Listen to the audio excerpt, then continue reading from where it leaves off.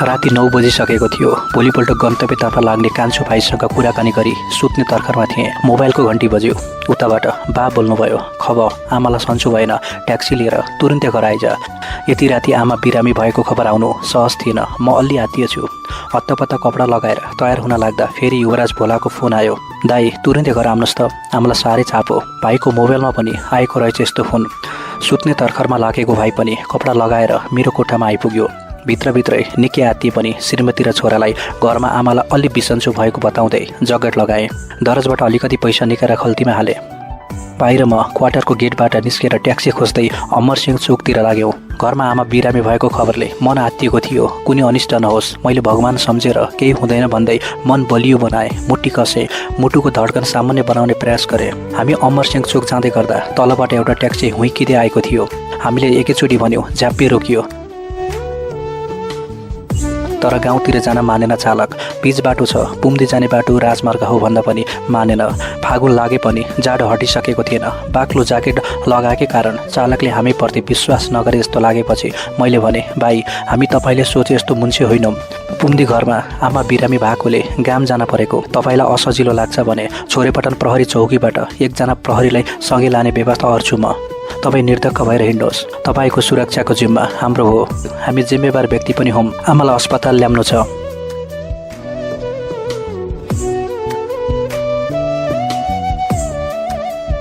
एकैछिन घोरिएर चालकले मतिर पुलुको हेरेर भने, हुन्छ आउनुहोस्। रातको अन्धकार बढ्दै थियो। जाडो मौसम भएकोले बजार पनि चकम्म थियो। त्यहाँबाट फर्केर अमरसिंह चोक फनक्की घुमी पश्चिमतर्फ हुइकिएको ट्याक्सी एकैछिनमा पृथ्वी चोक पुग्यो। त्यहाँबाट एयरपोर्ट पार्दै बिरोटा हुँदै छोरेपटन पुग्यो। प्रहरी चौकी नजिकै चालक फेरि असजिलो कुरा गर्न थाले। म यहाँसम्म आएँ, अब आफै जानुहोस्। म यहाँबाट अघि जान्न। हामीलाई बीच बाटोमा अलपत्र पो पार्न थाले। आमाको अवस्थाले तडपिरहेको मन चालकको व्यापारले झन् दुखी भयो। ती चालकले हामी दाजुभाइलाई विश्वास नगरे जस्तो लाग्यो। चालकलाई विश्वास लिने प्रयास गर्दै भने हाम्रा गामका कृष्ण अङ्कलले पनि ट्याक्सी चलाउँछन्। कृष्णलाई त चिन्नुहुन्छ होला नि? उनले चिन्छु भनेपछि थपेँ, कृष्ण हाम्रो अङ्कल हुन्। सहदेव गुरुको भाइ सूर्य कृष्णले पनि त ट्याक्सी चलाउँछन्। मैले भनेको नाम सुनेपछि चालकमा भिन्न व्यापार देखियो। ती नामसँग उनी परिचित रहेछन्। त्यसपछि कुनै आनाकानी नगरी गाडी अगाडि बढाए।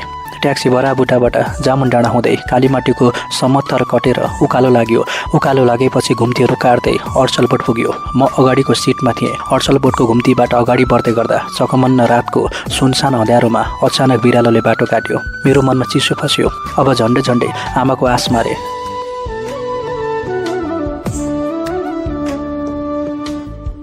चालक गाडी अगाडि बढाइरहेको थियो। घुम्ती नपुग्दै ठुलीमिडीबाट एउटा ट्याक्सी आइरहेको थियो। ट्याक्सीले अगाडिका दुईवटा बत्ती झ्याप्पा बालेर निभायो। उताको ट्याक्सीले हाम्रो चालकलाई सङ्केत दिएको रहेछ। दुवै ट्याक्सी रोकिए। दुवै चालक बीच के कुरा भयो कुन्नी। तर हाम्रो ट्याक्सीका चालकले भने, तपाईँले भन्नुभएको बिरामी यही ट्याक्सीमा ल्याएका छन्। त्यो ट्याक्सीको गुरुले मलाई भनिसक्यो।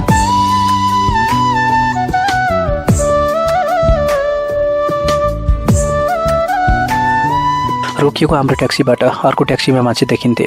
मैले झ्यालबाट चियाएँ। जेठी आमा देखिन् सामान्य अवस्थामा।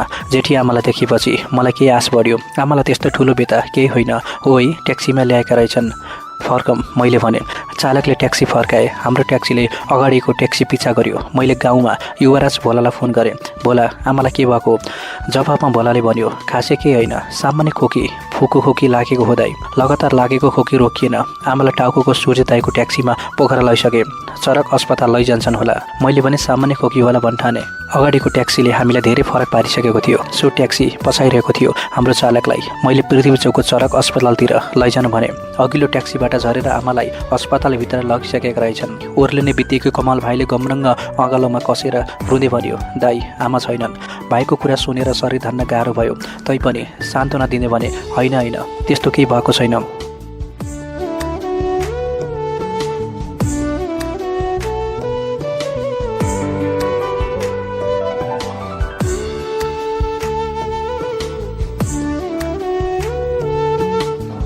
आमालाई भित्र लगिसके। डाको छोड्दै भाइले दोहोऱ्यायो, दाई आमा त छैनन्। म कमललाई सम्हालेर बसेँ। मसँगै आएको कान्छो भाइ दौडिँदै अस्पतालभित्र गयो। भाइ पुग्नु पहिले इमर्जेन्सीका डाक्टरले आमा नरहेको निदो गरिसकेछन्। कान्छो रुँदै बाहिर आएर भन्यो, दाइ आमा छैनन्। अब आमाले हामीलाई छोडिसकेको पक्का भयो। म अस्पतालभित्र जान सकिनँ। बस्ती नभएको सुनसान ठाउँमा अचानक बिरालोले बाटो काटेको र अस्पताल आइपुग्दा आमा नरहेको खबर बीच कस्तो समय गोला। म अलमल परेँ। सारा घटना सपना जस्तै लागिरहेका थिए। हामी चढेको ट्याक्सीका चालक फर्केर बसेका थिए। उनलाई 1000 रुपियाँ दिँदै भने, भाइ आमा रहेनन्, यो पैसा लिनुहोस् र जानुहोस्, धन्यवाद। चालकले भने, सर तपाईँलाई घर जान ट्याक्सी चाहिन्छ भने मैले सहयोग गर्छु, यो 500 राख्नुहोस्, मैले 500 मात्र लिन्छु। धन्यवाद भाइ, अब गामका दाजुभाइले नै व्यवस्था मिलाउँछन्। चालक ट्याक्सी लिएर निस्के। गाउँबाट अरू दाजुभाइ पनि आइपुगे। ट्याक्सीमा सोध्न थाले, अब के गर्ने? मूर्तिवत रूपमै भने, दाइ भाइ वा सबैलाई खबर गरिदिनु। दुई भाइलाई सम्हाल्दै धैर्य गर्ने कोसिस गरिरहे। बा अस्पताल आइपुग्दा उहाँलाई कसरी सम्हाल्ने भन्ने चिन्ताले सतायो साह्रै। मैले आफैले फोन गरेर साइलो भाइलाई तुरुन्त चरक अस्पताल आउन भने। ऊ काठमाडौँबाट केही दिन पहिले मात्र पोखरा आएको थियो। केही समयपछि बाबुराम भाइ आत्तिँदै आइपुग्यो। उसले सुन्नु पहिले भनिदिए, भाइ आमा अब हामीसँग छैनन्। श्रीमतीलाई पनि फोन गरे, आमा छैनन्। अब म आफूलाई आमाको निधनले केही असर गरेको छैन जस्तो देखाउन असहज कोसिस गर्दै थिएँ सायद। त्यसैले सुर्खेतमा रहेका दाइलाई आमा सिकिस्त बिरामी भएकोले भोलि बिहान आइपुग्ने गरी हिँड्न सन्देश पठाउन लाएँ। त्यति नै बेला आइपुगेका सुखदेव दाइलाई भने, अब के गर्ने दाइ, घरै जाने। मैले सबै व्यवस्था मिलाउनु मात्र के भनेको थिएँ। सुखदेव दाइले सुर्खेतका प्रमुख जिल्ला अधिकारीलाई फोन गरे, नवरसलाई आमा साह्रै बिरामी छिन् भनिदिनु होला, या आमा त बितिसकिन्, जति सक्दो छिटो घर पुग्ने गरी पठाइदिनु होला। केही समयपछि बा भाउजू श्रीमती बुहारी छोराहरू सबै आइपुगे। गाउँबाट अरू दाजुभाइ पनि आए। सम्हाल्न निकै गाह्रो भयो। अस्पतालमा बिरामी र कुरुवालाई असर पर्ला भनेर सकेसम्म कसैलाई रुन दिएको थिएन। भाउजू खुट्टा बजारेर रुन थालिन्। साइलो र कान्छोलाई मैले च्यापेर रुन दिइनँ। डाको छोडेर रुन थाल्नु भएको बा बेहोस हुनुभयो। बालाई तुरुन्तै स्ट्रेचरमा राखेर इमर्जेन्सीमा लगे। दिपेन्द्र भाइ सुखदेव दाई बासँगै गए। बाको हालत खराब होला कि भन्ने डर लाग्यो। बा आमाको गहिरो प्रीतिका कारण बा पनि हामीलाई छाडेर आमासँगै जाने त हुन्न। मन फरियो डरले। केही बेरमा बाला होस आयो। सुखदेव दाइले ट्याक्सी र माइक्रो बस व्यवस्था गरे। आमाको मृत शरीर आफ्नै घरको आँगनमा लैजाने र दाजुभाइ जुटेपछि सागर ल्याउने सल्लाह भयो। गाउँका एकजना दाइले ट्याक्सीमा आमालाई समाएर बस।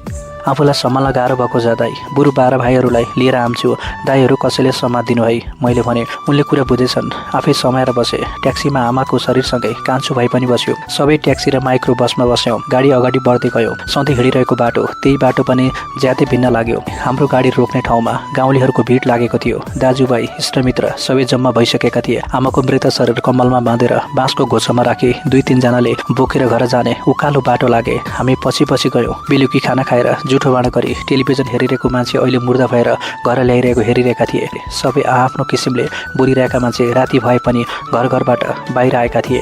घर जाने बाटोमा सबैभन्दा पछाडि थिएँ म। मभन्दा अगाडि कमल भाइ थियो। उकालो चढ्दै जाँदा बल्ल आमा नरहेको आवाज हुन थाल्यो। त्यस अगाडिका सबै घटना सपना हुन् कि विपना जस्तो लागिरह्यो। म चिन्नेको बुटोभन्दा माथि लाग्न सकिनँ। गोडाले भुइँ टेक्ने छाडे। म एकैछिन चिन्नेको बुटोलाई समाएर अडिएँ। अचानक चिच्चाएछु, ए आमा। गमरङ्ग अँगालो हालेको कमलले मेरो हात समाते हिँड्यो। झन्डै बेसुरको अवस्थामा भाइलाई सम्हाल्दै लतारिएँ म। हाम्रो घर पुग्न काकाको आँगन हुँदै जानु पर्थ्यो। मलाई आमा जीवित नभएको महसुस हुँदै गयो। म फेरि एक्कासी चिच्चाएँ, आमा। मध्यरातको चकमन्तामा मेरो आवाज ज्यादै चर्को सुनिएछ। हामी घरमा जम्मा भएका मानिसहरू मलाई हेर्न आए। काकाको आँगनमा थुचुक्क बसे। मेरो आँखाबाट आँसु झर्न थालेछन्। भाइ मलाई समाएर बसे। म उठ्न सकिनँ। सपना वा विपना अवस्था छुटाउन पनि सकिनँ। हामी आँगनमा पुग्नु पहिले आमाको मृत शरीर तुलसीको मठ नजिकै सुवासनमा सुताएका थिए। शरीर वरिपरि गुन्द्री बिछाएका थिए। आँगन र पिँढीमा मानिसहरूको भिड थियो। गाउँका दाजुभाइहरूले म र भाइलाई आमाको मृत शरीर नजिकै लगेर राखिदिए। जसो जसो गर भन्छन् म त्यसै गर्ने भइसकेको थिएँ। आमाको मृत शरीरलाई छोपेर मुख खोलिदिएका थिए। मैले आमाको मुख हेर्न सकिनँ। अर्कोतिर फर्किरहेँ। तल चिन्नेको बुटो हेरेर। रातको 2 बजिसकेको थियो। कोही मानिस पिँढीमा निदाएका थिए। कोही काकाको घरमा पिँढीमा सुतिरहेका थिए। खाल्सी उल्लेरी र ढावाका घरहरूमा बिजुली बलेको प्रष्ट देखिन्थ्यो। मैले आकाशतिर निहालेँ। खुल्ला आकाशमा ताराहरू चम्किरहेका थिए। 3 तारा दक्षिणतिर देखिन्थे। बिहान उजेलो हुने बेला 3 तारा दक्षिणतिर देखिन्छन् आमा भन्ने गर्थिन् सधैँ। म स्कुल पढ्दा 3 तारा हेरेर उठ्थेँ। हिजो भने 3 तारा त्यही आकाशमा थिए। हाम्री आमा पनि हामीसँग थिइन्। आमा बोल्थिन्, हाँस्थिन्। अहिले आमा बोल्दिनन्, हाँस्दिनन्, केही हलचल नै गर्दिनन्। तर तारा चाहको त्यही छन्। आमा म आएँ भन्दा पनि हेर्ने होइनन्, सुन्ने होइनन्। आमा सास नफेरी निलो आकाश हेरिरहेकी थिइन्। सधैँ साथ दिन्छु भन्ने आमाले मलाई पनि छाडेर गइन्। आमाले हामीलाई सधैँका लागि छाडेर गइन्। मलाई 3 तारासँग गुनासो गर्न मन लाग्यो। 3 तारा हेरेर रुन मन लाग्यो। आँखाबाट चुपचाप आँसु झारिरहे। आमाको मृत शरीर छेउमा भाइहरू पीडाले घोप्टिएका थिए। भाउजू श्रीमती र बुहारी छेउमै पल्टिएका थिए। आँखामा निन्द्र थिएन, तैपनि एकछिन पल्टिन पाए हुन्थ्यो जस्तो लाग्यो। छेउमै घुस्रुक्क पल्टिए।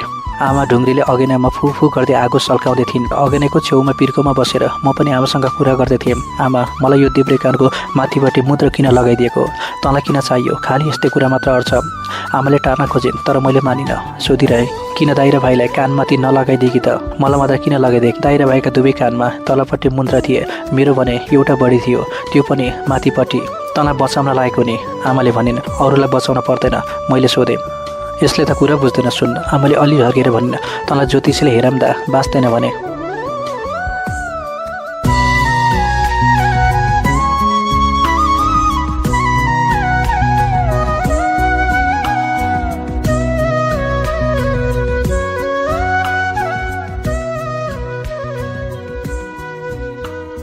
देउरे काना माथिपट्टि सुनको मुद्रा लाए बाँच्न सक्छ भने कतिलाई जुठेल्न लोटाउने पनि अड्छन्। त्यसलाई जुठे भन्छन्। तेरा शरीर खोटी नभएकोले खोटी बनाउन देउरी कानका माथिपट्टि मुद्रा लाएर तँलाई सुनारको छोरा बनाएको हो।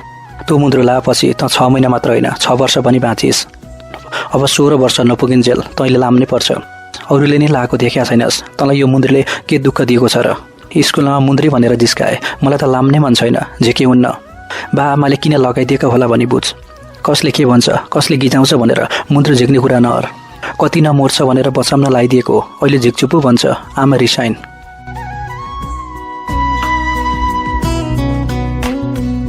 हुन त मन्त्री भनेर मात्र जिस्काउँदैन थिए मलाई। घरमा अथवा बाहिर जिस्काउँदा जोगी पनि भनिरहन्थे। मलाई भने जोगी भनेको पटक्कै मन पर्थेन। साउनतिर गाउँमा कास्कीकोटका जोगी आउँथे मकै माग्न। हामी तिनीहरूलाई जोगी लुट्टा भन्थ्यौँ। खाल्सेतिर पनि जोगी हुन्थे। एउटा कानमा ठुला कुण्ड लगाएका जोगी पनि आउँथे। फेरि लाउनेहरू एकादशी, औँसी, पूर्णिमातिर जोगी आइरहन्थे भिक्षा माग्न। मलाई पनि गाउँघरमा जोगी भनेर अलग बम भोले शङ्कर भिक्षम त्यही भन्दै गिजाउँथे। माता पिँढीकी माई आएपछि त झनै गिजाउँथे मलाई। माई मलाई छोरा भन्थिन्, भिक्षा पनि मैले दिनुपर्ने। त्यसो भएर पनि होला मलाई गिजाएका। भित्रदेखि पिरलिरहेको त्यो कुरा पनि सोधे आमालाई। आमा, मलाई जोगी चाहिँ किन भन्छन्? कसले भन्नु तँलाई जोगी? गामका अङ्कलहरूले त्यत्तिकै भनेको होला नि। होइन होइन, हामी पाखा खेल्दा माथिकी माईले मलाई देखाएर भनिन्, ती मेरा छोरा हुन्। हाम्रो घरमा भिक्षा माग्न आम्दानी। माथिकी माईले मलाई छोरा भनिन्। सबै केटाले मलाई जोगिनीको छोरा भन्छन्। आमाले मलाई नजिकै राखेर कपाल मुसार्दै भनिन्, कान्छा, तँलाई जोगी मात्र भनेछन्।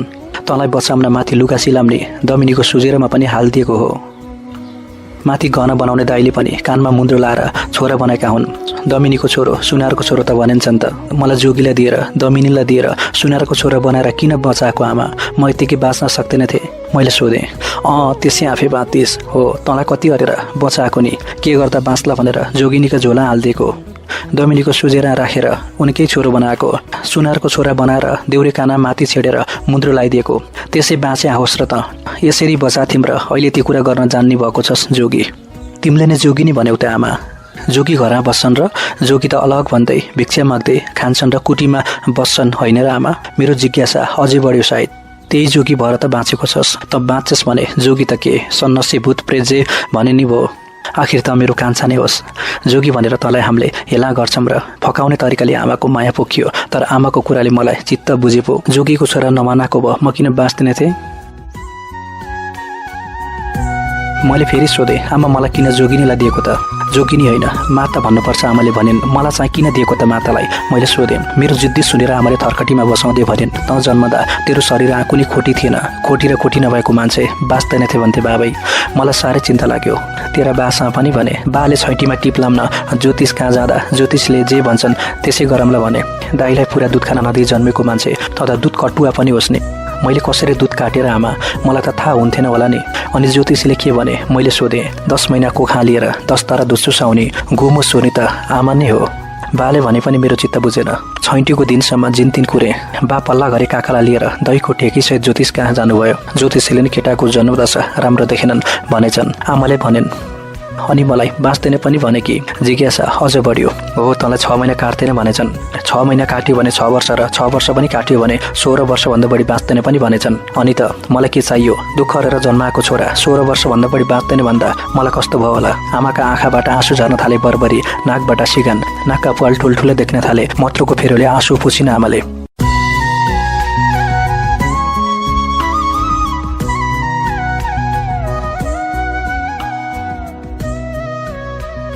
बेकारमा सोधेर आमाको आँसु झारे भन्ने पिर पर्यो। गल्ती गरे कि जस्तो पनि लाग्यो। बिर्सन खोजिया कुरा सम्झाएर रुवाएलले। अहिले त 6 वर्ष काटिस्, तर अझै 16 वर्ष आउन बाँकी छ नि। मलाई सञ्चले मर्न दिने भइनस् तैले। आमाको बोलीमा पीडा झल्किन्थ्यो, तर मलाई फकाउँदै प्रश्न पारिन्। तेरो नरनका दिन माथिकी मातालाई बोलाउन लाए। माथिकी दमिनी दिदीलाई सुजिरो लिएर आम्न भने। गहना बनाउने सुनारलाई मुद्रा बनाउन भने। तँलाई हाम्रो छोरा नबनेर तिनीहरूको छोरा बनाउन खोजे। दैवले हाम्रो छोरा देख्न नसकेको रहेछ। तिनीहरूका छोरालाई त केही नहर्ला नि। त्यसैले न्वारानका दिन माताका झोलीमा तँलाई भिक्षाको रूपमा हालिदिएम। त्यो दिनदेखि त जोगिनीको छोरा जोगी भइस्। दमिनीको सुजेर हालिदिएसी उसैको छोरा भइस्। सुनारले देब्रे काना छेडेर मुद्रा लगाइदिए अनि त तँलाई खोटी देखाएको। त्यसपछि त उनैको छोरा भइस्। यसरी तँलाई हाम्रोबाट छुट्याएर अर्काको बनाएको काललाई झुक्क्याम्न। आमा म त जोगिनीको छोरा होइन, अरूको पनि होइन। म त तिम्रै मात्र छोरा हुँ। नाइ म अरूको छोरा हुन्न। अरूकै छोरा हुने हो भने बाँच्न भन्दा मर्न निको नि आमा। आमा नजिकै गएर लाडिँदै भने। आमा भन्दै गइन् 16 वर्षभन्दा बढी बाँच्दैन भनेपछि म धेरै ज्योतिष कहाँ गएँ। ज्योतिषीहरूले त्यही भने। सधैँ चिन्ताले सताएपछि सबैभन्दा जान्ने ज्योतिष कहाँ जान मन लाग्यो। तेरो टिप लिएर नाम चलेका ज्योतिष कहाँ गएँ। उनले मात्र मेरो मन बुझाइदिए। कसरी आमा म नमर्ने रहेछु यही भने। जिज्ञासु बालपन भुकियो हतार हतार। तेरो टिप र जन्म ग्रह दशा राम्ररी छुट्याउन नसक्नेले तँलाई बाँच्दैन भन्दो रहेछन्। ती ज्योतिषीले तेरो ग्रह बलिया छन् भन्दै अरूलाई गण्डकीमा बगाए तल जान्छन्। तल बगाए त चाहिँ माथितिर जान्छस् भने यसलाई त नदीले पनि बगाउन सक्दैन, आगोले पनि डढाउन सक्दैन। कसरी मर्छ तिमी ढुक्क हुनु। यो पछि यस ठामकै ठुलो मान्छे बन्छ। अब कतै हेराउन जान पर्दैन। ती ज्योतिषीले त्यति भनेपछि मात्र म ढुक्क भएँ। आमाले लामो सास तानेर भनिन्। म नमरेर छु है आमा, तिमी नरुनु ल अब। मैले भने अझै त 16 वर्ष हुन बाँकी छस्। 16 वर्ष काटेपछि तँलाई जोगिनीको छोराबाट हाम्रो छोरा बनामला। कानको मुद्रो पनि झिकिदिम्ला। आमाले मलाई आश्वस्त गर्न खोजिन्। म 16 वर्षपछि मात्र तिम्रो छोरा हुने है आमा। म तिम्रो छोरा हुने, म तिम्रै छोरा हुने, म तिम्रै छोरा हुने, म तिम्रै छोरा हुँ। म चिच्चाएछु।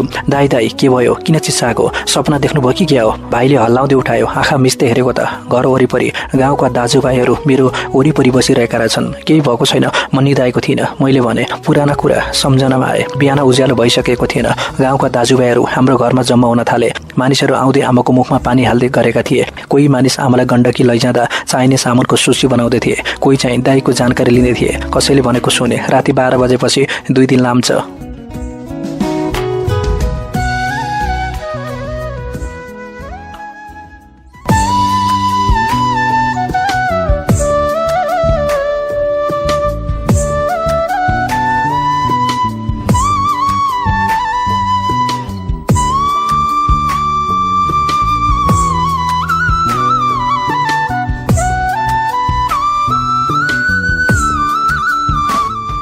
घरमा दाजुभाइ गाउँले र आफन्तहरू जम्मा हुँदै गए। कोही हिजो दिउँसो घरको गोड छेउमा नयाँ ढिकी राखेको प्रसङ्ग उठाउँदै भन्थे। ढिकी यो घरमा फाबेन। बेलुकासम्म सरसाम्दी मान्छे एकैछिन चट्ट। यस्तो पनि देख्न र सुन्नु पर्ने रहेछ। आमाका दामाली साथीसँगी देउरानी जेठानीहरू घर आएर मुखमा पानी हाल्दै रुँदै जान्थे। रुवाबासीले बालाई आमाको मृत्यु बोध नहोस् भनेर कसैलाई पनि डाको छोडेर नरुन भनेका थियौँ। दिपेन्द्र भाइलाई भने चापाकटका बाहुनबालाई बोलाउनु, घटना सबै बताउनु। दाई आएपछि साकार जाँदा बालाई घरमा सम्हाल्ने मान्छे हुन्नन्। बाहुन बा हाम्रा बाका दामल हुन्। उनले बालाई सम्झाएर राख्न सक्छन्। रमेश र कान्छेलाई पनि घरमै बस्न भन्नुपर्छ। बालाई यिनीहरूले सम्हाल्न सक्छन् होला।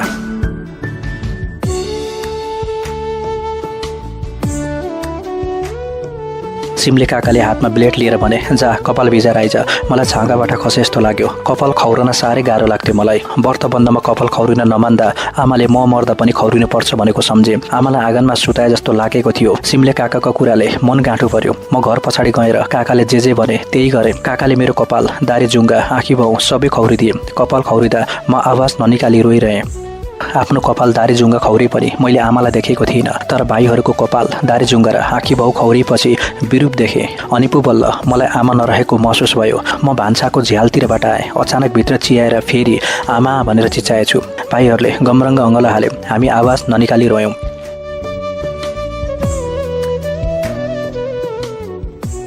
काकाले हामी सबैलाई धारामा लगे, नुहाउन लगाए, कपडा फेराएर कुराको कपडा बेर्न लगाए, जनै फेर्न भनेर फेरि आँगनमा आमाको मृत शरीरलाई कुर्न लगाए। हामी दाजुभाइ एक अर्कालाई हेर्दै आँसु झार्थ्यौँ। चापाकोटका बाहुनबा आउनुभयो। मैले बाहुनबालाई बाला सम्हालिदिनु होला भने उहाँले भन्नुभयो, तिमीहरू ढुक्क हौ, म सुहारलाई राम्ररी सम्हाल्छु। बरु आमाको चिना छ भने लाससँगै लान पर्छ। रमेश र कान्छालाई पनि बासँगै बस्नु सम्हाल्नु भनेर सम्झाएँ। दाई आउन ढिलो भएको कारण लामो समय पर्खनु पर्यो। दिनभरको घाममा आँगनमा बसिरह्यो। बेलुकी 4 बजे दाई आइपुगे। उनलाई पनि हामीलाई जस्तै कपाल खौरिएर कुराको सेतो कपडा लगाउन लगाए। शिव दाई आइपुगे हाम्रा पण्डित। उनले दाईलाई आँगनको माझमा पोत्न लगाए। पोतेर चोखो पारेको ठाउँमा ल्याएर आमाको मृत्यु शरीर बाँसको खटमा राख्न थाले मान्छेहरू। जीवित छँदा गहनाको सोख थियो आमालाई। तिमीहरूले जागिर खाएपछि के बनाइदिन्छौ ह? तर बाँसको खटमा राख्दा आमाको नाकको फुली पनि निकालिदिए। आमाको नाक कान सबै बुच्चा। नयाँ साडी लगाइदिएर पितमले ढाकी बाँसको सुहाएले आमाको मृत्यु शरीर बाँधे। बाले डाँको छोड्दै आमाको सिउँदोमा सिन्दुर र सौभाग्यको सामान राखिदिनु भयो। आमाको लास सुरुमा हामी दाजुभाइले आँगनबाट उठाएर काँधमा हाल्यौँ। तुरन्त गाउँका दाजुभाइले बोके। दाजुभाइसँगै आँसु झार्दै लागे म पनि पछि पछि। मोटर बाटोमा बस तयार रहेछ।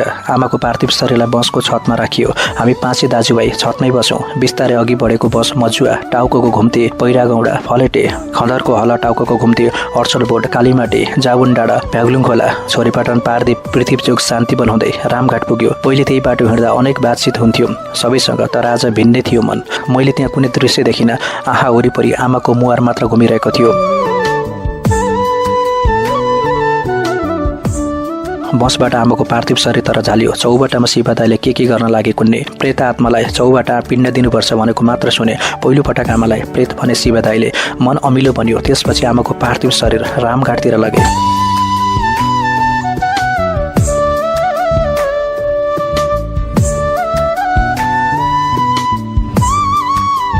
गण्डकीको तीरमा चिता बनेको रहेछ। सबै मिलेर आमाको मृत शरीर चितामा राखिदिए। टङ्का दाईले सबै मलामीलाई एकै ठाउँमा जम्मा गरी हाम्री आमाको विवरण सुनाउँदै 1 मिनेट मौन धारण गरी श्रद्धाञ्जली अर्पण गरेको सुनाए। हामीलाई आमाको मुखमा गङ्गाजीको जल हाल्न भनियो। शिव दाईले काँचो धागोबाट बनाएको ठुलो बाती बाली दाईलाई दिएर आमाको मुखमा दागबत्ती राखिदिन भने हामीले दाईलाई समायो। बत्तीको ज्वालाले आमाको ओठ पोल्यो। त्यसपछि हामी सबै दाजुभाइलाई उभ्याएर राँको लिएर 3 पटक चिता घुम्न लगाए। अन्तमा आमाको मृत शरीर नभएको चितामा आगो लगाउन भनियो। अब पनि हामी कसैलाई रोक्न सकेनौँ। गण्डकीको सुसाट चिर्दै डाको फुट्यो सबैको। चितामा आगो दन्दनी बल्यो। मैले आगोतिर हेर्न सकिनँ। सानो छँदा स्वस्तानी माताको व्रतको सँगेपछि फुल सेलाउन आमासँग त्यही आएको थिएँ म। आमाले मलाई यही सेती गण्डकीमा नुहाउन लागेकी थिइन्। आमा नुहाउँदा म कुरेर बसेको थिएँ। गण्डकी वरिपरि अर्को लास चलिरहेको थियो। मलामीहरू कुरेर बसेका थिए। क्षणभरमै आमाको शरीर खरानी भयो। अघि आएकी बस चढेर हामी घर फर्क्यौँ। एउटा कोठामा हामी बस्ने र सुत्ने कुरा बनाएको रहेछन्। चारैतिर धागोले गरिएको थियो। दियो बाल्ने व्यवस्था पनि गरिएको रहेछ। पराल बिछाएको ठाउँमा कम्मल ओढेर बस्नुपर्ने। हिजोदेखि खाना नखाएका हुनाले घिउमा भुटेको काँचो केरा खाएर परालमा ढल्क्यौँ हामी। डाकगाडीले डरपरीको घरमा डाकको बोरा छोड्थ्यो। त्यो बोरा लिएर डरपरीका मान्छे लुकुनसारा जान्थे। एक दिन आमा खोरोबाट बाख्रा निकाल्दै थिइन्। डरपरे शिवले लुकुनसाराको हुलाकबाट आएको चिठी आमाको हातमा थमाए। बाख्रा खोरोबाट निस्केर बारीको साग खाना पुगिसकेको थियो। आमा त्यही चिठी उल्टाइ पुल्टाइ हेर्दै रोइरहेकी थिइन्। म दाईसँगै आँगनमा खेलिरहेको थिएँ। आमा रोएको थाहा पाएर दौडिएर आमाको हातको चिठी लिन खोजेँ। आमाले मलाई चिठी दिइनन्। ढिपी गरेर चिठीको खाम हेरेँ। बाको नाम लेखिएको थियो। बाहिरबाट धागोले बाँधेको त्यो चिठी भारतको आसामबाट पठाएको रहेछ। आसाम भने थाहा पाउने बित्तिकै मामा घरबाटै आएको भन्ने लागेछ आमालाई। त्यसैले माइतीमा कसैको मृत्युको आभास भएपछि रोएकी रहेछन् आमा। आमाको माइती भारतको आसाममा थियो। त्यसैले हाम्रो मामा घर पनि आसाममा थियो। पुर्खली घर स्याङ्जा भए पनि हजुरआमा हजुरबा मामाहरू आसाममै थिए। आसामबाट बेला बेला चिठी आउने गर्थ्यो। कहिले डरपरी हजुरबाले, कहिले हजुरआमाले, कहिले रामचन्द्र दाईले, कहिले कृष्ण दाईले, कहिले शिव दाईले चिठी ल्याउँथे। बा चिठी वाचन गरी आमालाई सुनाउनुहुन्थ्यो। त्यति बेला पनि हामी सुन्थ्यौँ। बा जवाबी चिठी लेख्नुहुन्थ्यो। आमालाई सुनाउनुहुन्थ्यो र डरपरेका दाईहरूलाई हुलाकमा हालिदिन भन्नुहुन्थ्यो। आमा रुनुको मुख्य कारण धागोले बाँधेको चिठी थियो। गाउँमा धागोले बाँधेको चिठी त मरेको मान्छेको हुन्छ भन्थे। लडाइँमा लाउरे मरे धागोले बाँधेको चिठी आम्छ भनेको सुनेको थिएँ। पहिला लडाइँमा लाउरे मर्दा धागोले बाँधेको चिठी आएको पनि देखेकोमा थियौँ। त्यसैले धागोले बाँधेको चिठीलाई मोर चिठी पनि भन्थे। हाम्रो घरमा पनि बाको नाममा धागोले बाँधेको चिठी आयो। आमा रोएको ओल्तिर पुल्तिर घरकोले थाहा पाएर हाम्रै घरमा जम्मा भए। डर परेको हजुरबा पनि आए। हाम्रो घरमा आमालाई धागोले बाँधेको चिठी सिधै दिएकोमा शिव दाईलाई गाली गर्दै भने, यस्तो धागोले बाँधेको चिठी हत्तपत्त दिनुहुन्न। हजुरबाले चिठी उल्टै पुल्टा हेरेर आफैसँग राखे। हामी कसैलाई हेर्न र खोल्न दिएनन्। आमा आँगनको छेउमा शोकमग्न भएर छुट्टै बसिन्। कसैसँग नबोली आँखाबाट आँसु खसिरहे। म आमा भएतिर दकुरे, तलतिर कि हजुरआमाले गाली गरिन्, त्यता आमातिर नजा, छोइनुहुन्न। डर परि हजुरबाले हाम्रा बालाई खबर गर्न पठाए। कार्तिक महिना धान काट्न बा पुछारा सरा जानुभएको थियो। बाला लिन जाने मान्छेले खबर गरेपछि बा आउनुभयो। कम्मरको खुर्पेटोमा कचिया झुन्डेका बाले एकछिन आँगनमा उभिएर शोकमग्न आमालाई एकटकले हेर्नुभयो। धागोले बाँधेको चिठी आसामबाट आएकोले बाले पनि पक्कै पनि ससुरालीतिरको अशुभ खबर नै होला भन्ने ठान्नुभएछ। एकछिनपछि बाले आँगनको पेटीमा टुक्रुक्क बसेर चिठी उल्टाइ पुल्टा हेर्नुभयो। त्यति गर्दा पनि केही मेसो पाउनु भएछ। अनुहार अँधेरो थियो। एकछिनपछि कम्मरको खुर्पेटोबाट कचिया झिक्नुभयो।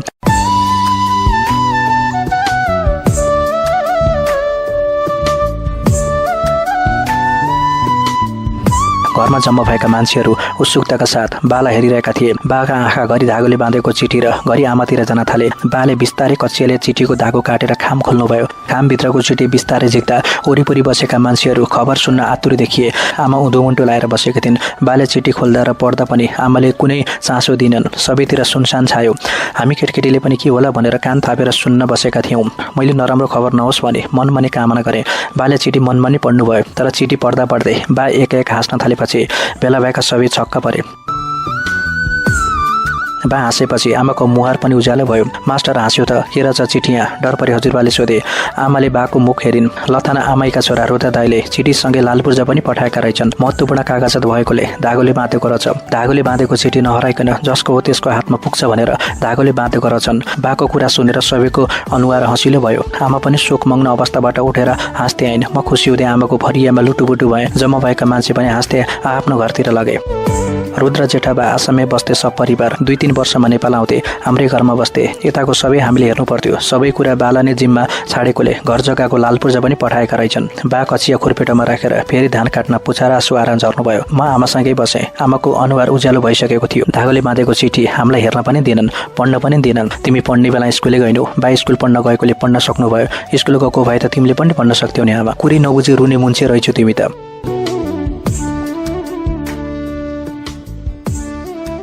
बढी नबोल, माउभन्दा चल्लो बाटा हुन्छ। त पनि रुन्छ नि त होस् नि। मायालु पाराले हप्काइने आमाले। म कहिले रोएँ त्यसै भन्छु। म सनक्क सन्किएँ। त कागले रोटी लाँदा रोकोइनस्? मलाई मात्र रुन्छ भन्छस् कान्छा। म मर्दा नि रोलास् नि। आमाको जिज्ञासा भाव मिठो लागेन। कागले रोटी लाँदा रोएको कुरा मलाई थाहै थिएन। त्यसैले सोधेँ, कागले कसरी रोटी लग्यो र म रोएँ आमा?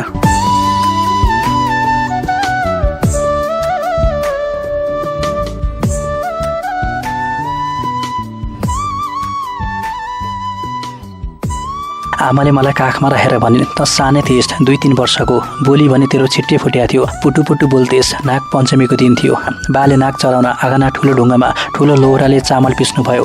चामलको पिठाका 4वटा नाग बनाएपछि प्रसाद चढाउन रोटी पकाउनु भयो। रोटी भनेपछि त भुतुक्कै हुन्थिस्। त बाको वरिपरि हात थापेर बसेको थिइस्। बाले नागले नचराई तँलाई रोटी दिनु भएन। बाले आफ्नै हातले लेख्नु भएको नागका फोटा, पूजाका सरदम, चामलको रोटी नाङ्ला राखेर सिम्लेको नागको पूजा गर्न निस्किनु भयो। तर के कुरा बिर्सेर नाङ्लो पिँढीमै राखेर भित्र पस्नुभयो। त नाङ्लो नजिकै बसेको थिइस्। गर्न हुँदैन भनेपछि त मान्थिस्। नाङ्लोको रोटी झिक्न गइनस्। तर आँगनका डिला बसेका कागले रोटी लिएर उडेछ। कागले रोटी लगेपछि त रुन थालिस्। बा भित्रबाट बाहिर आउनुभयो। तैँले रुँदै बा पापा काग मात्र भनिस् र आँगनतिर देखाइस् औँलाले। हामीले कुरा बुझिहाल्यौँ। त चामलको रोटी खाना ढुकेर बसेको थिइस्। तर रोटी त कागले खाइदियो।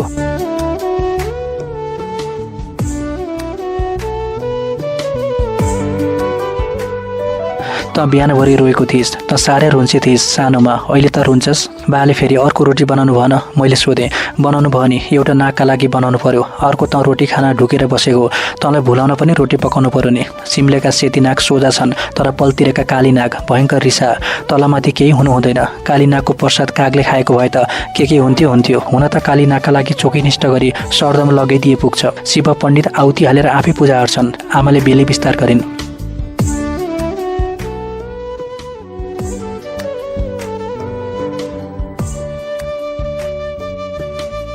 आमा रोएको कुरा निकालेर जिस्काउन मन लाग्यो। त्यसैले कुरा कोट्याएँ। तिमीले नि बा वनबाट आउन ढिलो हुँदा रोएर गामभरि हल्ला गरेर खोला नालै हल्ला कि होइनौ?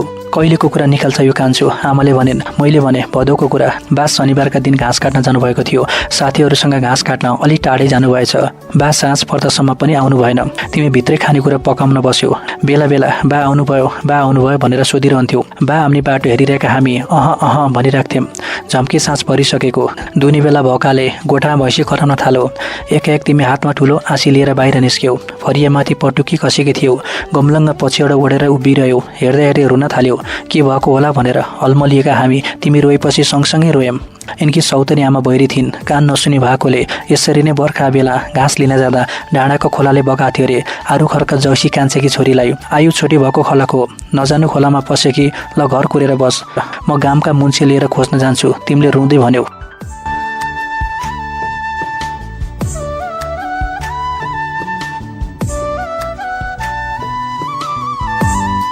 हाम्रो सातो पुत्लो गयो। त्यसै बेला सिम्लेका काका पनि आए र घरको कुरा बुझेर तुरुन्तै हिँडे।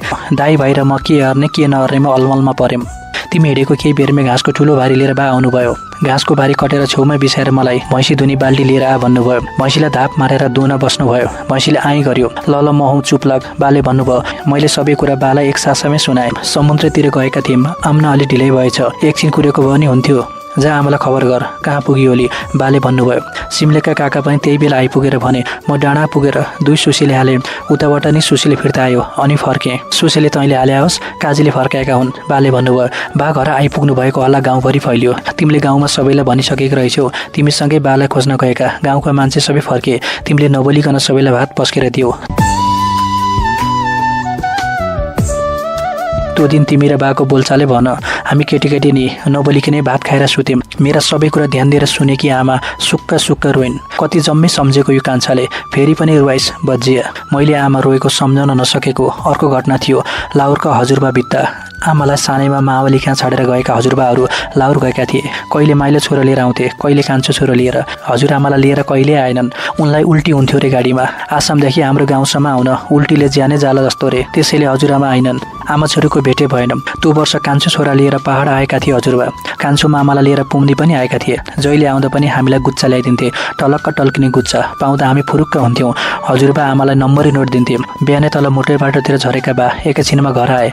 आमा अगेनामा आगो बाल्दै थिइन्। म मजेरीमा बसेको थिएँ। बा खाटमा बसेर बिस्तारै बोले। ए नानीकी आमा। बिचैमा रोकिएका बा उठाइरहेको बिस्तारमा पुलुक्क घोप्टिएर रुनुभयो। बा रोएको देखेर आमा आत्तिएर खाट नजिकै आइन् र भनिन्, के भयो नानीका बा, किन रुनुभएको? बाले हत्केलाले अनुहार छोते भने। चनौटेबाट खबर आएको। बा त बितेछन्। बा फेरि बिस्तारैतिर गुप्लुक्क घोप्टिनु भयो। आमा मजेरैमा पछारिन्। म हेरे भएँ। आमा रोएको आवाज पनि सुनिन। उनले हलचलै गरेनन्। एकछिनपछि बाले जा पण्डित तिनी भाउजूलाई बोलाएर ल्या भन्नुभयो। म पण्डितका घरतिर दोकुरे। बा मोटर बाटोमा झर्दा सुनौलीतिरबाट आएको बस रोकेको रहेछ। चनौटेका एकजना मान्छेले बसको झ्यालैबाट बालाई बोलाएर हजुरबा बितेको खबर गरेछन्। खबर सुनेपछि बा तुरन्तै घर आउनुभएछ। बा र डर परि हजुरबा फुर्से खोलातिर झरे। पण्डित तिनी आमा आएर हाम्री आमालाई सम्झाइन्। बिस्तारै आमा होसमा त आइन्, तर रोएको रोए।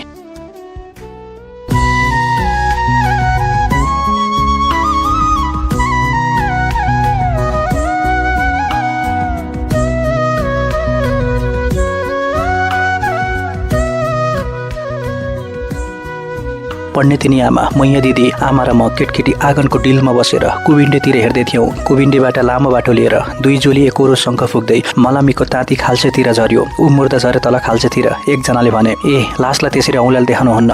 पण्डितिनी आमाले भनिन्। मलामीहरू फुर्से खोलामा झरेपछि पण्डितिनी आमाले हाम्री आमालाई रुम्टाको पँधेरोतिर लगिन्। मैया दिदी र म पनि सँगसँगै गयौँ। पण्डितिनी आमाले हाम्री आमालाई नुहाउन लाइन्। नुहाउँदा मैया दिदीले लोटाको पानीमा तिल जौ हालिदिन्। आमाले नुहाएपछि सबै घर फर्क्यौँ। घरभित्र आमा बस्नको लागि पराल ओछ्याइएको थियो। पण्डितिनी आमा घर गएपछि फेरि आमा रुन थालिन्। मैले आमालाई नरुन आमा भने। के मान्थिन् र हाम्री आमा? दिनभरि आमा रोइरहन्। म आमालाई कुरेर बसिरहेँ।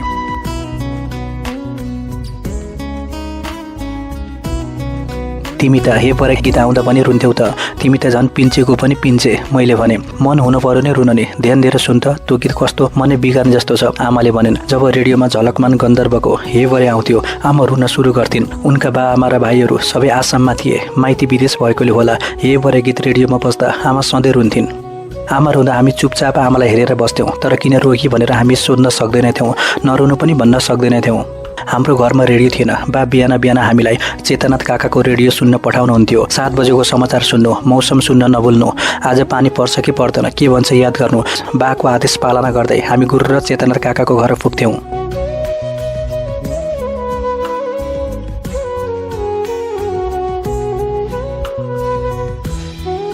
यी केटा किन दकुर्दै आएका हुन्? साईले हजुरबाको गनगन सुन्ने बित्तिकै समाचार सुन्न, मौसम सुन्न, पानी पर्छ कि पर्दैन सुन्न आएका भन्थ्यौँ हामी।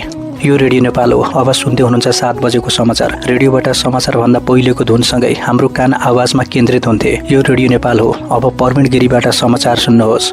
यो आवाजसँगै समाचार आउँथ्यो। अरू समाचारको हामीलाई मतलब हुँदैन थियो। हामी मौसम सुन्न आतुर भएर बस्थ्यौँ। अब मौसम, आज अधिराज्यभर मौसम सफा रहनेछ समाचारले भन्थ्यो। कहिलेकाहीँ भन्थ्यो आज अधिराज्यभर फाटाफुट्टा पानी पर्नेछ, या आज अधिराज्यभर मेघ गर्जनसहित मुसलधारी पानी पर्नेछ, आज मौसम बदली भई अपराह्न पानी पर्नेछ। यस्तै यस्तै हुन्थे मौसम सम्बन्धी समाचार। घरमा आएर रेडियोले मौसममा जे भन्थ्यो त्यही सुनाउँथ्यौँ बालाई। पानी पर्ने रहेछ भने स्कुल जाँदा ओतो लिएर जान्थ्यौँ। हामीले लिएर जाने ओतो ठुलो प्लास्टिक थियो।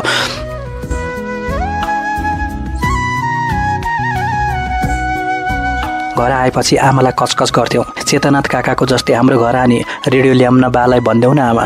धेरै कचकच गरेपछि आमाले बालाई हाम्रो कुरा राम्ररी बुझाइदिएछन्। बाले तोसिबा जापानी रेडियो किनेर ल्याउनु भयो। रेडियोको लाइसेन्स पनि थियो हामी कहाँ। कहिलेकाहीँ लाइसेन्स नवीकरण गर्न पैसा दिएर हामीलाई गाउँ पञ्चायतमा पनि पठाउनुहुन्थ्यो बा।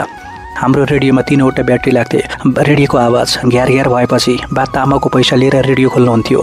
हामी रेडियोमा मान्छे कहाँबाट बोल्छ होला भनेर हेर्थ्यौँ। मसिना मसिना थुम्का देख्थ्यौँ। बा रेडियोबाट ब्याट्री झिकेर घाम लागेको बेला छानामा सुकाउनुहुन्थ्यो र बेलुकी रेडियोमा राख्नुहुन्थ्यो।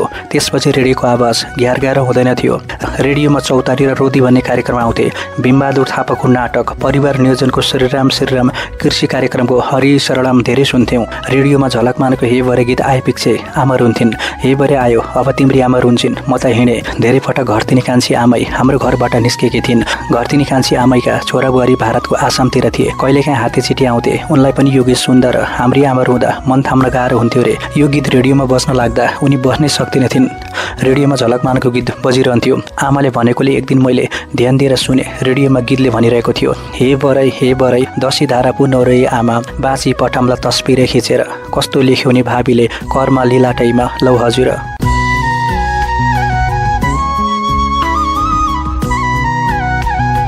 गीत सुनिरहँदा मैले आमालाई पुलुक्कै हेरेँ। आमाको आँखाबाट आँसु झर्न थालिसकेका थिए। आमा रुँदा नाकका पल ठुला ठुला देखिन्थे। मैले आमालाई हेर्न सकिनँ अनि रेडियोतिर ध्यान दिएँ। गीतले भन्दै थियो, हे बरै बाबाले सोध्लान् नि खोइ छोरा भन्लान् रन जित्दैछन् भनिदिए। आमाले सोध्लिन् नि खोइ छोरा भन्लिन् रजाइ खुल्यो भनिदिए। दाजैले सोध्ला नि खोइ भाइ भन्लान् अंश बढ्यो भनिदिए। सुन्दा सुन्दै मलाई पनि नरमाइलो लाग्यो। दाइले सोद्धा अंश बढ्यो भनिदिए। भनेको सुनेपछि मेरो मन पनि दुख्यो। गाउँघरतिर दाजुभाइ बीच अंशको झगडा सुनेको थिएँ। कहीँ कहीँ त देखेको पनि हो। भाइ मरे अंश बढ्छ भने जस्तो लागेपछि मेरो मन धमिलियो। मैले आमातिर फेरि पुलुक्क हेरेँ। आमाले कराईमा तिउन ओइरिन्। ढुम्रेले चुलाको आगो फु फु गरे पनि आमाको आँखाबाट आँसु र नाकबाट सिगान बगिरहेको थियो। भाउजूले सोध्लिन् नि खोइ दियोर भन्लिन् खसी काटा भनिदिए।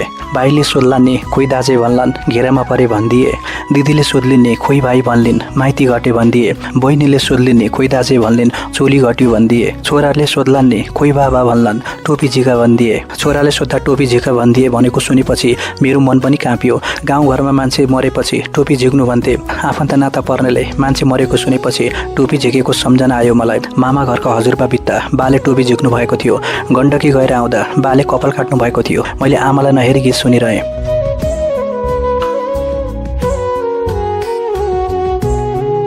छोरीले सोध्लिन् नि खोइ बाबा भन्लिन् सुनको चुरा दान दिए। प्रियाले सोध्लिन् नि खोइ स्वामी भन्लिन् बाटो फुक्यो भनिदिए। साथीले सोध्लान् नि खोइ लाउरे भन्लान् माया मार भनिदिए।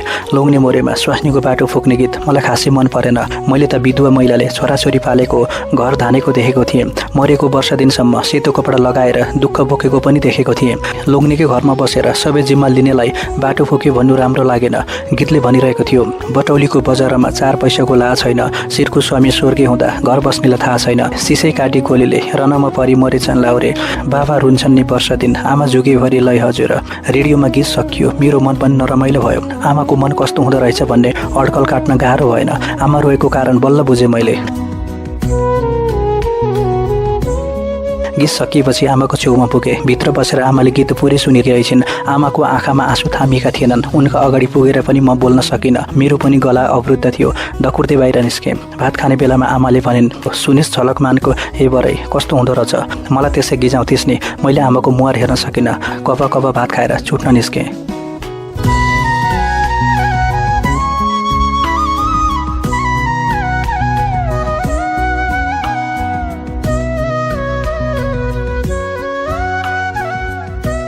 आमा आँगनमा बसेर कोदो चुटिरहेकी थिइन्। म सुनिएको हात लिएर रुँदै घर आएँ। मलाई देख्न साथ आमा हाततिर रुन थालिन्। होइन के हो तँलाई? म बोल्न सकिनँ। दुखाएको पीडाले मेरो गला अवरुद्ध भएको थियो। कसरी भयो यस्तो? कहाँ लुटिस? सक्स गरिस् होला। आमाले रुन्चे स्वरमा हप्काइरहन्। छैटीमा ज्योतिषीले बाँच्दैन भनेको पीडा आमामा सधैँ देखिन्थ्यो। म हात भाँचिएको कि मर्केको भन्न सकिनँ। तर आमाले मलाई काखमा लिएर कपाल सुमसुमाउँदै भनिन्, कति दुखेको छ? दुखाइ त कति थियो कति? म न भन्न सक्थे न रुन सक्थे। शब्द आउँदैन थियो। आमाको काखमा बसेर रुँदै भने, स्कुल सुपरभाइजर आएका रहेछन्। सबै केटाकेटी बाहिर खेलेका थियौँ। बाले सुपरभाइजर आएका छन्। सबैजना कक्षामा बसेर पढ भन्नुभयो। म दाइसँगको किताब ठुलो पढ मलाई लिन दकुरेँ अनि लोटेँ। म लोटेको ठाउँबाट उठ्न सकिनँ। रुन पनि सकिनँ। 12 सुपरभाइजर आएर मलाई उठाए। सुपरभाइजरले मेरो हात तानिदिए।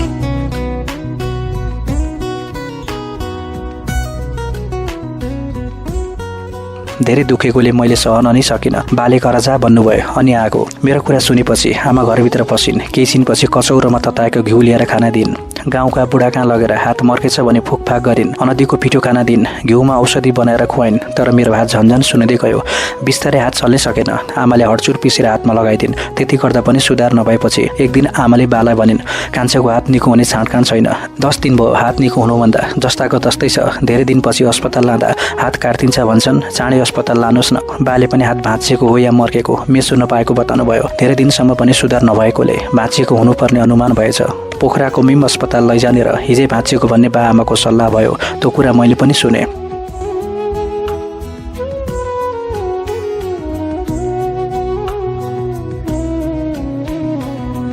मेरो पोखरा जाने रहर हात भाँचिएपछि मात्र पुरा भयो। बाले बसमा चढाएर पोखरा लानुभयो। मिम अस्पतालमा डाक्टरले एक्सरे गरे। हात भाँचिएको रहेछ। प्लास्टर गर्ने भने। प्लास्टर गर्दा कैँची लिएर आए। आमाले हात काट्न सक्छ भनेको सुनेको थिएँ। अब मेरो हात काट्ने भयो भनेर डराएँ। तर हातमा सेतो प्लास्टर मात्रै गरेर बासँग घर फर्किएँ।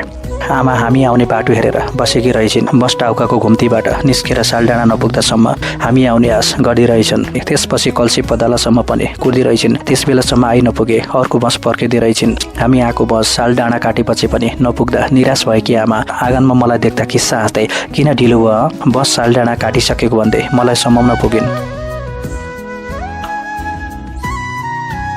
सेतो प्लास्टर गरेको मेरो दाहिने हातलाई सेतो डोरीले गर्दनमा झुन्डाएर धानेको थिएँ। हातको प्लास्टर उल्टाइ पुल्टाइ गरी हात भाँचिएको रहेछ कि मर्केको डाक्टरले के भने भनेर सोधिन्। हात त भाँचिएको रहेछ नि आमा। अब मेरो हात ठिक भएर अरू जस्तै लेख्न खेल्न सक्छु है आमा? मेरो दाहिने हात ठिक भएपछि यही हातले भात खान सक्छु है? मेरो हात त काट्दैन नि आमा। आमाको सारीमा लुटुपुटु हुँदै भने। आँखाभरि आँसु पर्दै आमाले च्याप्पा च्यापेर भनिन्, कान्छा तेरो हात अब पुरै ठिक हुन्छ। यो प्लास्टर फुकाएपछि सबै जस्तै काम गर्न सक्ने हुन्छस्। म तँलाई खुरा खुवाउँछु नि। गण्डकीमा बगाउँदा त अरू तल जाँदा त माथि जान्छस् रे ज्योतिषले भन्थे। म प्लास्टर भएको सेतो हात ओल्लो पोल्लो घरमा देखाउँदै हिँडेँ। साथीहरूले नौलो मान्दै छामिरहे। महिना दिनपछि बाले फेरि अस्पताल लानुभयो।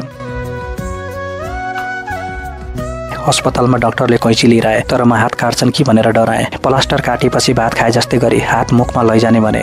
औँलाले सोही हातको कुम छुन लगाए। औँला चलाउन लगाएर औँलाले सोही हातको कुम छुन लगाए। ल बाबुको हात निको भयो। खेल्दा अलि होस पुर्याउनु है।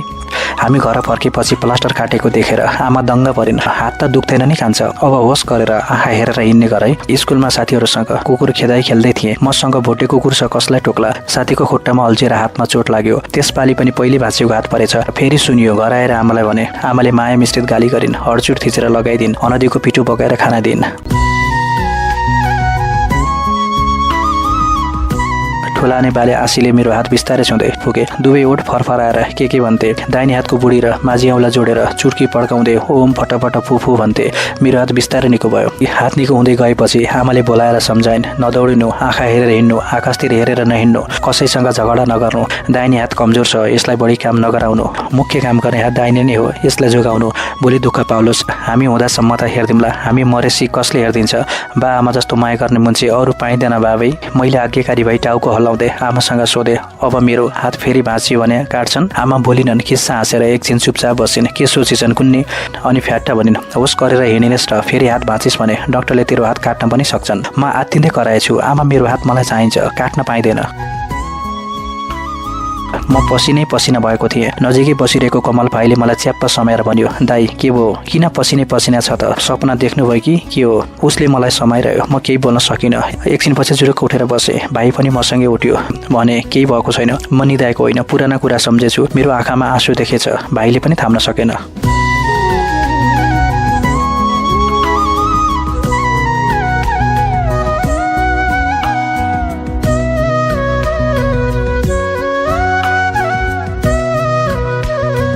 आमा गुमाएको तेस्रो दिन भइसकेको थियो। अस्तिदेखि हिजो साँझ घर नफर्किएसम्मको तनावले तनमन गलिसकेको थियो। हिजो राति सुतेपछि बिहान नउठुन्जेलसम्मै सपना देखेको थिएँ। ओराभित्र सबैभन्दा छेउमा दाई सुतेका थिए। उहाँ र मेरो सँगै कान्छो भाइ सुत्यो। भित्तामा साइलो भाइ, म र साइलो बीच काइलो भाइ सुतेको थियो। साना भाइ र काइलो र कान्छोलाई दाई र मैले बीचमा राखेका थियौँ। तनाव कम गर्न र आमाको सम्झनाले नआत्तिउन् भनेर मलाई हेर्दा हेर्दै घरिघरि भाइहरूको आँखा पिलपिलिन्थे, बर्र आँसु झर्थे। म भने भाइहरूको आँखामा हेर्न सक्दैनथे। भित्तातिर फर्केर आँसु पुस्दै भाइहरूलाई अँगाल्थे। कमलले आमालाई सपनामा देखेछ। आमा त्यो चिन्नुको बुटो हुँदै बाटेघरतिर आइन्। सेतो कपडा लागि कपाल फिजारिएको थियो। बाटेघरबाट बोलाउँदै भनिन्, ए बाबुकाबा। घरबाट निस्केर आँगनबाट बाले भन्नुभयो, ए यो त आइ त, मलाई लागेको थियो यसले हामीलाई छोडेर जान्न। बा आँगनबाट खड्केरीतिर जाँदै हुनुहुन्थ्यो। बाटेघरबाट खड्केरी चढ्दै आँगनतिर आएकी आमाले भनिन्, म आएकी होइन, तिमीलाई लिन आएकी। म त आएँ, अब बाला पनि सँगै लान्छु। आमा खड्केरी चढ्दै थिइन्। मैले बाला खड्केरीबाट तानेर घरभित्र लगेँ। ए बाला तानेर घरभित्र लगेस्, म त आँगन आउँदिन। तिमीहरूले मलाई त आँगनबाट उठाएर गण्डकीमा सेलाका हौ। ल बाला घरभित्र लगेस्, म त फर्केँ। आमा फरक्क फर्केर ठमठम बाटेघर हुँदै चिन्नेको बुटो मुनि पुगिन्। त्यहाँबाट एकपटक पुलुक्क हेरिन् र म जुवाउँदै टाउकाको घुम्ती काटेर गइन्। अनि म झल्यास्स बिउजे। बा आमासँगको बिछोडको कारण साह्रै चिन्तित हुनुभएको छ। बालाई सम्हाल्नुपर्छ, सम्झाउनु लाउनु पर्यो। कमल भाइको सपना सुनेर म पनि आत्तिएँ। बिहान 10 बजेतिर शिवदाई आइपुगे। चापाकोटका बानुबा पनि घरमै हुनुहुन्थ्यो। हाम्रो घरमा भेला भएका दाजुभाइहरूले मुढा चिरेर दाउरा बनाए। काकाले डालो लिए, अरू कसैले तामाको ताउली बोके। थमलाल काकाले बासँग घिउ मागे। बा रुँदै भित्र पसेर भन्नुभयो, म मर्दा छोराहरूले भातसँग खाने घिउ भनेर राख्थे, कता राखिक रहेछ कुन्ने। मेरो सुत्दिने हराइसकेको, केही चेतै छैन। बा रोएको सुनेर भाइहरू रोन थाले। मैले थाम्न सकिनँ, तर भाइहरूलाई सम्हाल्ने प्रयास गरेँ। एकछिनपछि घिउको भाँडो लिएर आउनुभयो बा। हिँड केटा हो थलतिर, रुम्टाको पँधेर। थमलाल काकाले भने, हामी सबै आफ्नो ओढ्ने ओढेर हिँड्यौँ। पहिला बुहारीहरूलाई पठाऊ, हामी आम्दा उनीहरूले खाइवरी भाँडा माझिसक्नुपर्छ। काकाले फेरि थपे। बुहारीहरूको समूह हामीभन्दा पहिले पँधेर गए। चापाकोटका बाहुनबा पनि हामीसँगै हिँड्नुभयो। हामी रुम्टाको पँधेर पुग्दा बुहारीहरू फर्किसकेका थिए। पँधेरोमा शिवदाईले भने, अस्ति हिजो र आजको सङ्कल्प गरी अपसभ्य भएर नुहाओ। भोलिदेखि नुहाउन देवी आम्छ। आजको गेडा बाहुनबाले हाल्नुहुन्छ। बाहुनबा आजै पोखरा जाने अरे। भोलिदेखि बाहुनबाको तर्फबाट देवीले गेडा हाल्छ। सङ्कल्प गरेपछि फेरि सभ्य भएर नुहा र त्यो ढुङ्गामा अपसभ्य भएर 3 दिनको जल चढाओ।